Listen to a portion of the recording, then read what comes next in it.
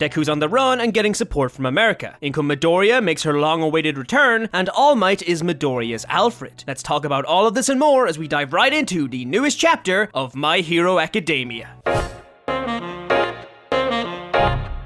So My Hero Academia Chapter 309 is finally out, and with it comes the aftermath of Deku and Shindo's utter devastation of the villain Muscular. I mean, Deku didn't even break a single bone this time. Hooray! However, Shindo's pride might have taken a bit of damage, as once again he was saved by his green-haired doppelganger. Don't worry, Shindo, you still have the sassy meme lord in your corner, and that's all that matters. Hashtag to Tommy Love. In this chapter, Midoriya helps with the cleanup of the now defeated, not dead, Muscular. Look, he fucking flew through the guy with a punch. How can I not expect Muscular to be dead? We also get some flashbacks to Midoriya's time in the hospital after the war, which features the ever-loveable Mama Midoriya, and we get to see how All Might and Izuku are dealing with the fact that Izuku has left his Hero Academia. But before I begin talking about this chapter, I'm first going to go into a quick summary of what happened last time. And as usual, don't forget to Detroit smash that like button and slide into that subscribe button's DMs to hit that notification bell.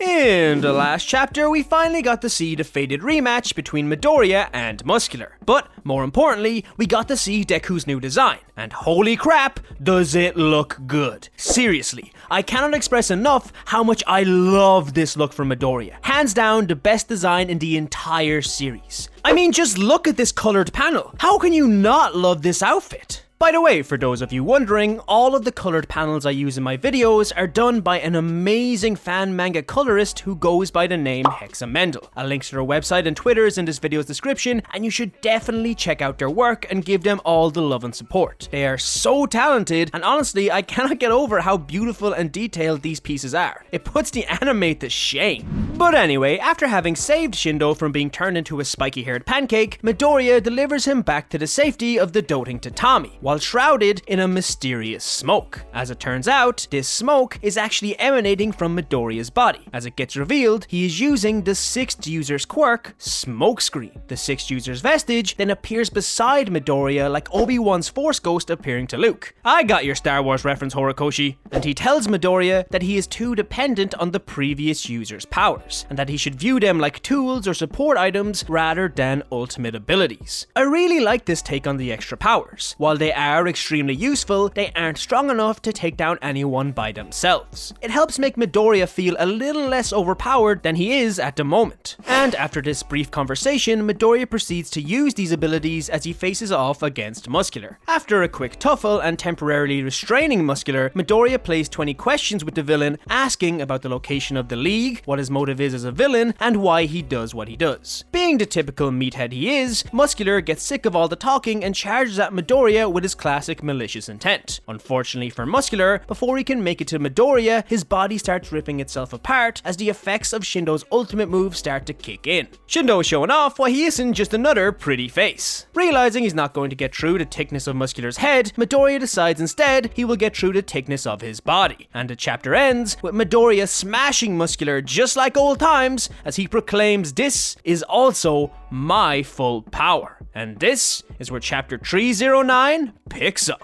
This chapter opens up with 2 students from Ketsubutsu Academy, Itejiro Toteki, aka Boomerang Man, and Shikui Makibe, aka Mr. Smith. I'm not joking, that's actually their hero names, running to the scene where Muscular and Shindo had their tragic face-off. However, to their surprise, on their way there, they notice that Muscular is flying through the air, being carried away by a mysterious figure, who we recognize as Deku. It looks like Deku is taking out the trash. The story then cuts to Miss Turtle Girl herself, Tatami, holding on to her boy toy Shindo, watching Deku leave as she mentions that she didn't even have time to thank him. She doesn't have much time to reflect on this, however, as she is quickly interrupted by the refugee building dwellers, who, in seeing Shindo's current state, take out a stretcher and help carry the young hero to a nearby hospital. It's a nice moment which shows that the once hostile civilian refugees aren't bad people, and they don't want harm to befall on anyone. They just don't have faith in the current hero system, and as a result, they feel safer putting their safety in their own hands. They even say that as long as the heroes respect their boundaries, they are willing to cooperate. It's quite reminiscent of the way society used to be before All Might became the symbol of peace. For things to go back to the way they were, all the people need is a new symbol to trust in.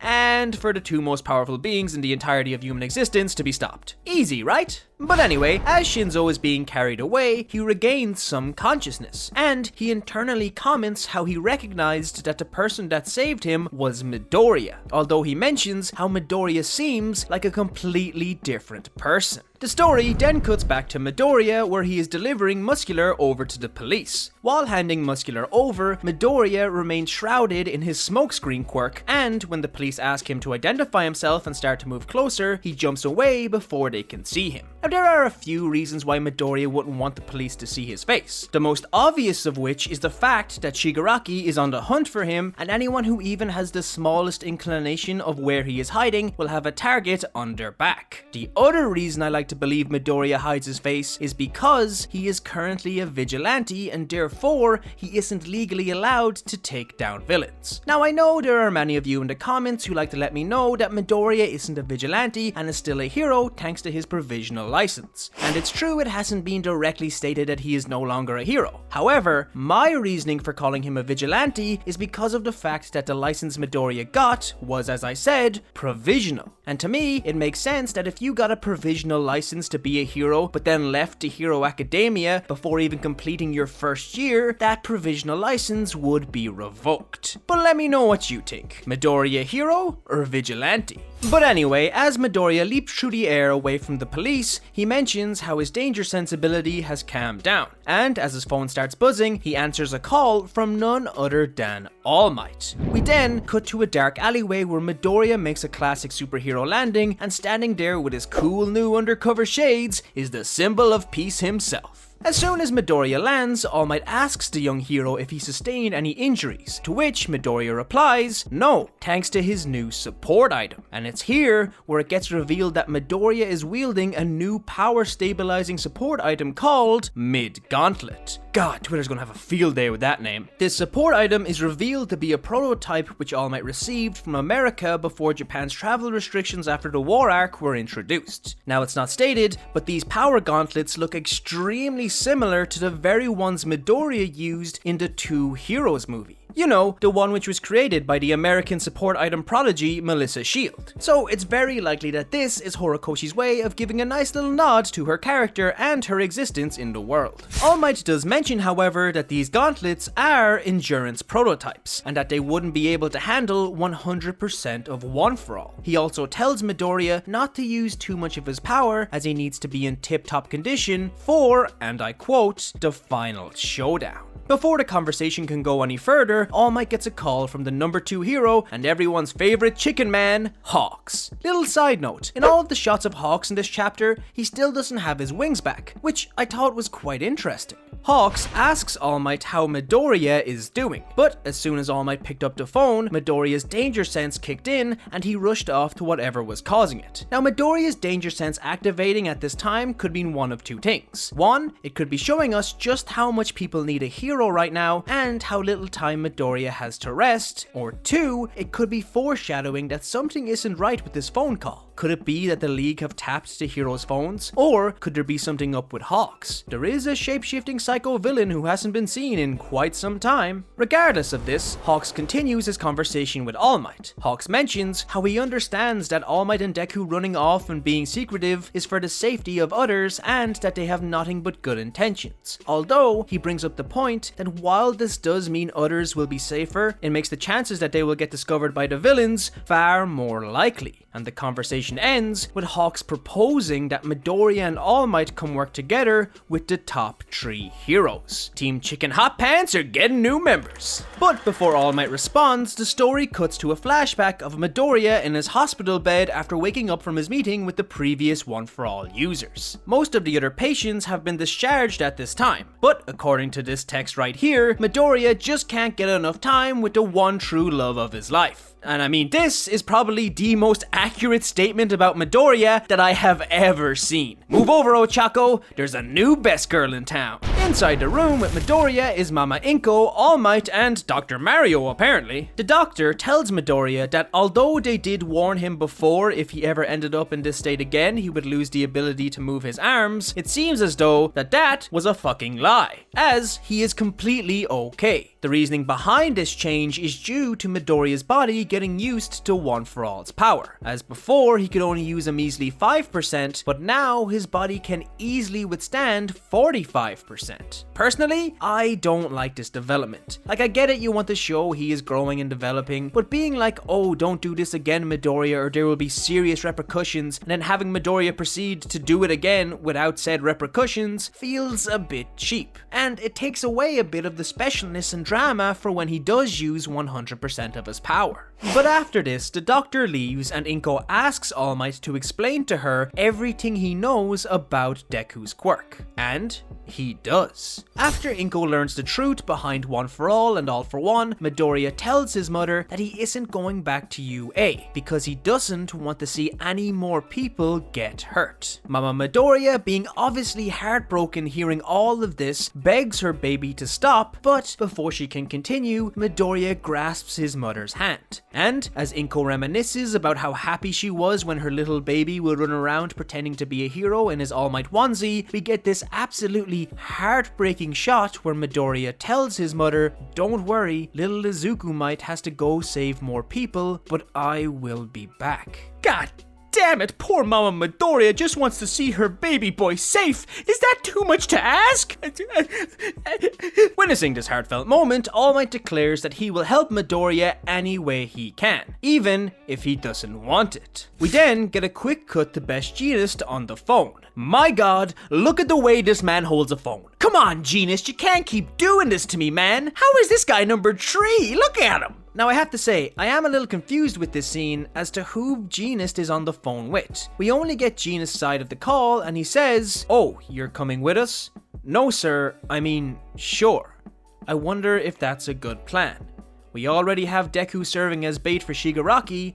We will be sure to stay close by, so we may intervene quickly. Now this could be him on the phone with All Might, just making sure Deku isn't left on his own if the League comes and attacks. Or he could be talking to someone else entirely. We'll have to wait on the official release of the chapter to find out. But this leads us into the penultimate scene of this chapter, as it cuts to a now recovered Deku in a darkened hospital room standing beside a recovering Gran Torino. As the scene opens up, we see Gran Torino smiling after hearing his old friend Nanashimura was crying in the afterlife. He remarks how he himself isn't dead, so he can't join her just yet. Torino then turns to Midoriya and tells him not to be stubborn in trying to redeem Shigaraki. Sometimes death can be a form of salvation too. And with this, we get a shot of Gran Torino handing his worn out cape over to Midoriya, confirming that the cape Midoriya is currently wearing is Gran Torino's. And on that final note, the chapter comes to an end with one last panel of a heroic shot of Midoriya, Endeavor, All Might, Hawks, and Best Jeanist with the caption, "Time to repay the League. The top 3, Deku and All Might, team up."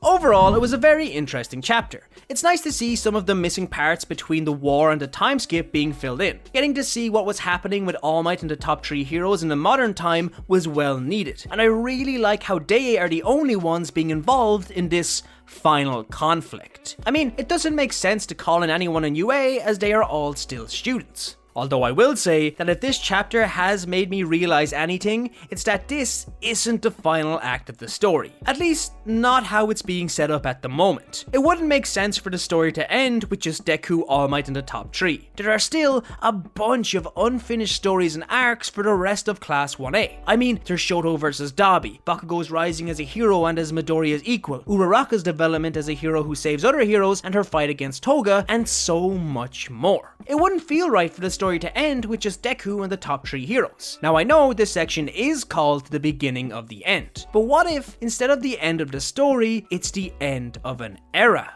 The era of All Might and All For One.